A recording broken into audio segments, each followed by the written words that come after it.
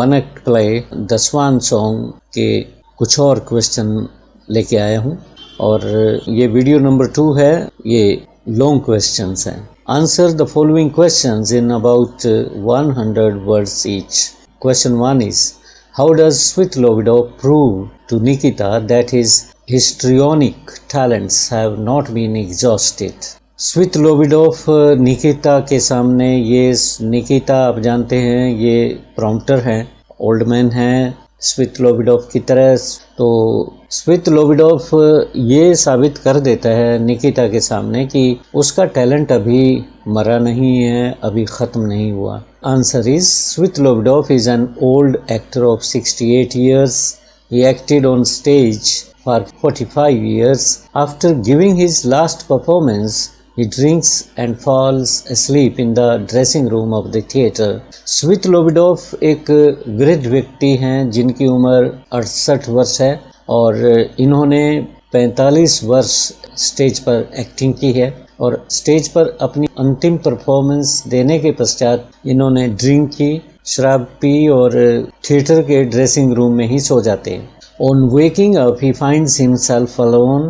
His loneliness and the influence of wine make him remember his past. All this makes him feel sad. He thinks that his energy is lost due to old age.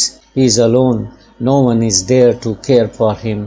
जागने पर वो Svitlovidov अपने आप को अकेला महसूस करते हैं और शराब के नशे में, प्रभाव में उन्हें अपना पास्ट याद आने लग जाता है और वो अपने आप को अकेला महसूस करने लग जाते हैं। ये सब बातें उन्हें उदास महसूस करा देती हैं और Svitlovidov ये भी सोचते हैं बुढ़ापे की वजह से उनकी एनर्जी ख़त्म हो गई है और अब उनका कोई भी ध्यान रखने वाला नहीं है।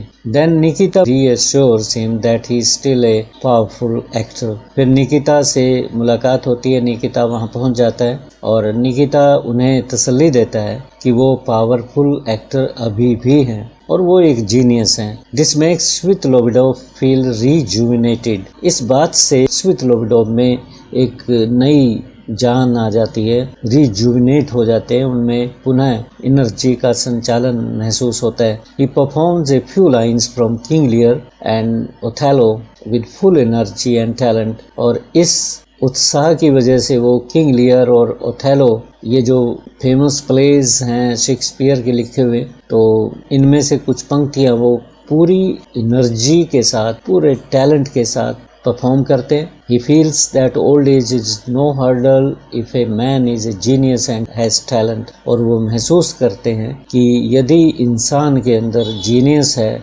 उसमें प्रतिभा है, टैलेंट है, तो ओल्ड एज कोई अड़चन नहीं है उसके जीवन में, बुढ़ापा उसके लिए बोझ नहीं है। Thus he proves to Nikita that his histrionic means very emotional, energetic but not sincere talent is not exhausted, कि उसका टैलेंट अभी ख़त्म नहीं हुआ। क्वेश्चन 2 लेके चलते हैं। Comment on the use of dramatic irony in the swan song. इस स्वान सॉन्ग में ड्रामेटिक आयरनी पे आपको अपनी राय देनी है। Answer is in this play the swan song we may say that dramatic irony has been used by the dramatist. इस play में ड्रामेटिक आयरनी यूज़ की गई है। Svitlovidov thinks that all is over and he is in old age. Svitlovidov ये महसूस करते हैं, सोचते हैं कि वो बुढ़ापे में है और सब कुछ उनका समाप्त हो गया है। He cannot perform as he used to perform at a young age. जिस तरह से वो नौजवानी में परफॉर्म किया करते थे, अपनी एक्टिंग किया करते थे, वो सब अब खत्म हो गया है। He is in despair. वो निराशा में है। He feels lonely because he has no one in his house. और अकेला भी महसूस करते हैं कि उसके पास उनकी देखरेख के लिए कोई नहीं रहा। He also feels that his audience didn't love him in reality. और उन्हें यह भी आभास था कि जो ऑडियंस होती है वो कलाकार की एक्टिंग से प्यार करती है, उसके शरीर से रियलिटी में उनका कोई प्यार नहीं होता। They only love their acting. और वो तो सिर्फ उनकी एक्टिंग से ही प्यार करते हैं। Even the woman he loved was not ready to marry him if he didn't quit acting. जिस महिला से वो प्यार करता था तो वो महिला भी उनसे शादी करने के लिए तैयार नहीं थी। शादी सिर्फ इस शर्त पे वो करना चाह रही थी कि वो स्टेज पर एक्टिंग करना छोड़ दे। All these remembrances made him disappointed. ये सभी यादें उसे उदास महसूस कराती हैं। But he doesn't know that he has another audience that would always remember him. परंतु उसे बिल्कुल इस बात का इल्म नहीं है, इस बात का ज्ञान नहीं है कि एक और ऑडियंस है जो उसे याद करता है। These are the readers. ये पाठक हैं। This is the use of dramatic irony in this play. और यही इस प्ले में विडम्बना है। स्वितलोविडोव सोचते हैं कि उनका कोई ऑडियंस नहीं है, ऑडियंस उनसे प्यार नहीं करती। और विडम्बना ये है कि हम सब पाठक जैसे हम इस वन एक्ट प्ले को पढ़ रहे हैं, स्वितलोविडोव के बारे में जान रहे हैं, तो हमें स्वितलोविडोव से पूरी हमदर्दी है और सहानुभूति है उनके प्रति कि उस महिला ने जो इनकी एक्टिंग से प्यार करती थी वो शादी के लिए इस वजह से तैयार नहीं थी कि ये अपनी कला को छोड़ना नहीं चाह रहे थे। Question 3 is language and rendition of dialogues is an actor's performance on the stage are pivotal.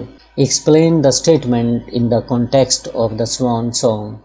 Language और रेंडिशन जो भाषा होती है और भाषा के माध्यम से डायलॉग्स को परफॉर्म करना, यह बहुत ही पिवटल होता है, बहुत ही मुख्य होता है, सेंट्रल होती है, बात बहुत इम्पोर्टेंट बात होती है।